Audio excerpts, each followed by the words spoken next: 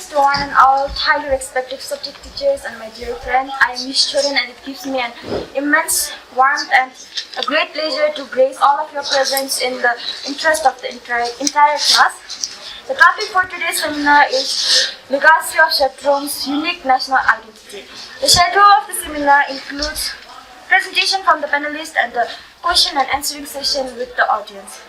During the presentation, each speaker will get 2 minutes to share their knowledge, and after the presentation is over, the audience will have the liberty to ask questions to the panelists.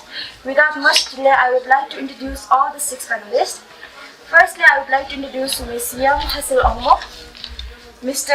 Jiwan Chu, Mr. Nurgut Singh, Ms. Kaljan Nyiden, Ms. Chikidam Ongmo, and Rasmi Isa.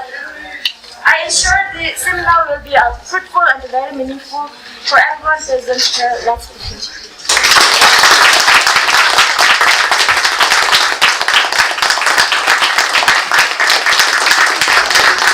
Also, 3 judges who will be rating the panelists on how they present, and the judges are number 1, Yogin Bale, and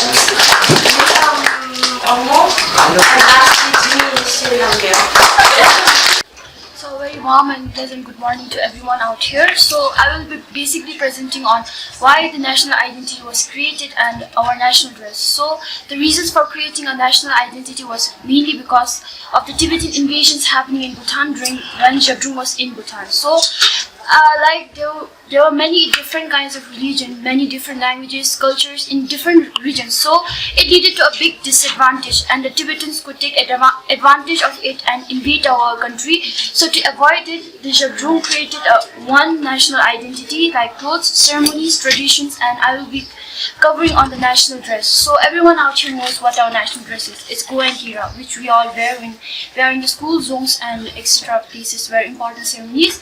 And during this session, we also wear kablis and rachus on special occasions. So the reason for wearing our national dress, like we have our national languages and manners, right? So manners and languages can't be seen. We can hear it and express and feel it, but our national dress, we can see it. We can see the national dress. So wherever we go, the people will see our dress and then they will recognize us as Bhutanese, that we are from Bhutan, and it will lead to our identity. Thank you. One of the legacy of Zhabdrung on our unique nation is dual system legacy. Political system must be there in this world for a long time, but from ages, political bodies and religious body never work together and has always been a problem. But for the first time, politics and religious body, the polar opposite of each other, work together in harmony and peace, which till now is used and remembered Zhabdrung Ngawang Namgyal IV. It was established under the Chhoesid legal code, completed in 1652.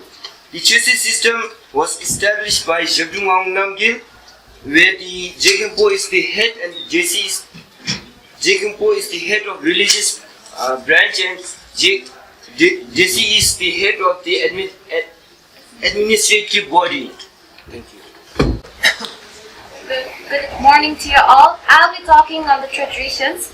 Our tradition is very unique compared to the other countries' tradition, which is emanated from the Zhabdrung. Some of the traditions of our country are the Punakha Dongche, which tells the Bhutan's war with Tibet in 16th century. It is an annual festival that is celebrated every year to commemorate the victory over the Tibetans.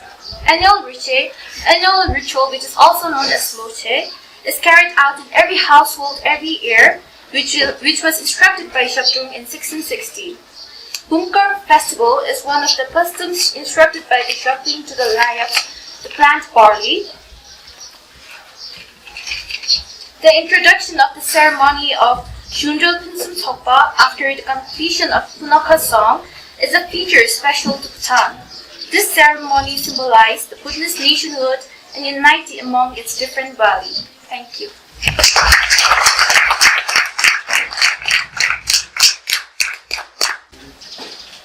Good morning to you all. I will be talking about religion. So first of all, why did Zhabdrung create unique national identity? The Zhabdrung realized that Bhutan needed to differentiate itself from Tibet to preserve its religious and cultural identity.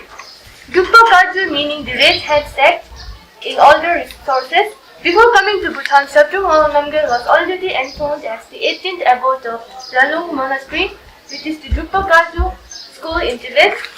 By the year 1616, Drukpa Kagyu managed to establish a strong foothold in Bhutan. However, there were several other religious schools known as the Lamkhapla. The followers of Drukpa Kagyu had to face several battles against Lamkhapla and number of Tibetan invasions encouraged by them. However, the Drukpa Kagyu was established as the religion of Bhutan. Thank you.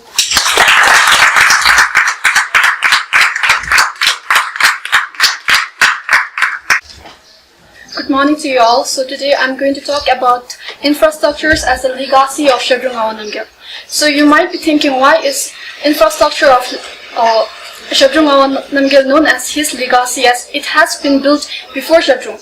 But the infrastructures or zones that were built by Zhabdrung has significant and more important values than others, as most of the zones that he built were to protect Bhutan from Tibetan invasions, like Rinpoche Zone and Kasa Zone was built to protect Paro and Kasa region, and the Simtoka Zone was to protect from devils, and Wandikotar Zone was built as the replacement of Simtoka Zone as it was ruined during the Tibetan invasions.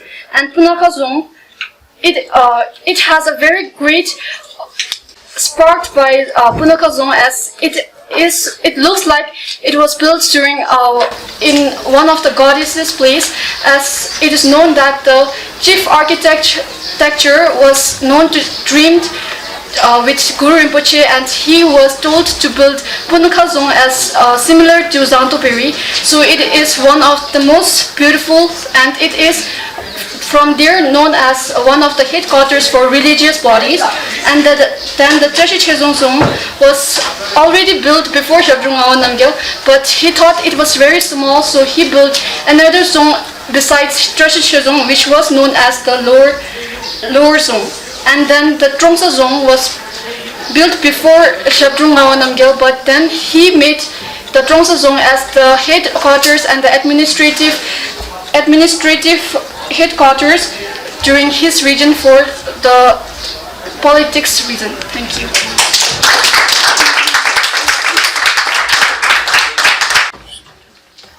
The legacies on Zhabdrung's creations on national identity.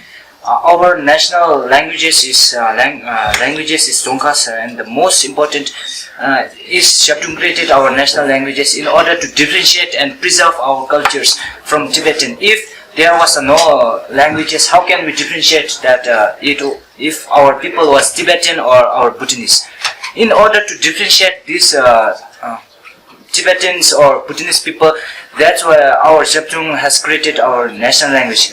Our language was mostly borrowed from Chhoesid, but it was totally made different from Tibetans. So lastly, we should remember that we have our national identity and who has created, and we have to preserve more than our souls. Thank you.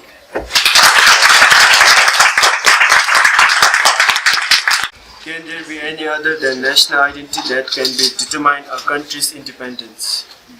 So first of all, I would like to thank Parvin Guruji for the question. So yes, there are some other factors which will determine our country as an independent country, like GNH, which was proposed by the 4th Drukgyalpo. So basically, through research, our country is the only country which gives GNH more than GDP. So I think that GNH is one of the factors which really defines our identity as Bhutanese.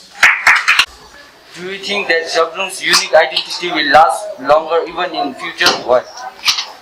For asking these questions, and this national identity will last for futures also, even if we give advice to children and we preserve our cultures. So that in order to advise our children, we should advise our children to preserve our cultures and give more stress to our cultures in order to preserve our national identity in future.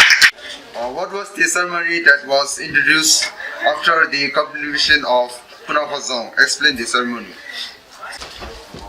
The ceremony that took place after the completion of the building of Punakasong is known as the Shungral Pinsum Topa. This ceremony is celebrated so that any work planned can go well and smoothly on account of the auspiciousness of the ceremony. Thank you. What is the differences between the Drukpa religion of Bhutan and Tibetan religion, sir? The practice of religion is different from our practice of religion is different from Tibet, as the attire which we wear during the religious ceremonies are different. We celebrate and do the religious ceremonies are different from Tibetans. What is the disadvantage of not wearing our traditional dress?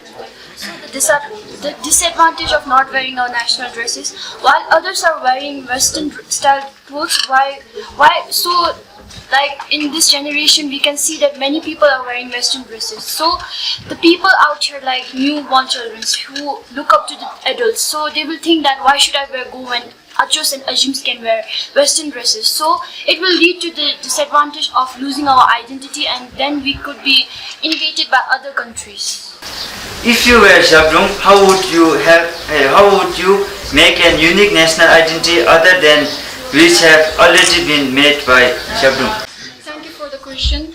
I might not be as wise as Zhabdrung, but I think the language is very much similar to Tibetan, as you can, when you hear Tibetans talk, you can hear some similarities. So I think I would make some changes on languages, as it can be by when time passes, it can like go similar to Tibetans. Then for the religious part, it is so much related to Tibetans, like the Drukpa Kagyu religion is also followed in Tibet, and if they become very greedy by the time, we might also fall down in there. So I might add more different religions which is not followed in other part of the world. Thank you. Now I would like to thank all the audience who made this event successful with the guidance of our history teacher. I would firstly like to take the initiative to thank the 3 judges for taking their precious time for our seminar, and I would also like to thank the panelists for sharing their precious knowledge with us, and the audience, thank you so much for paying your valuable attention and participating actively.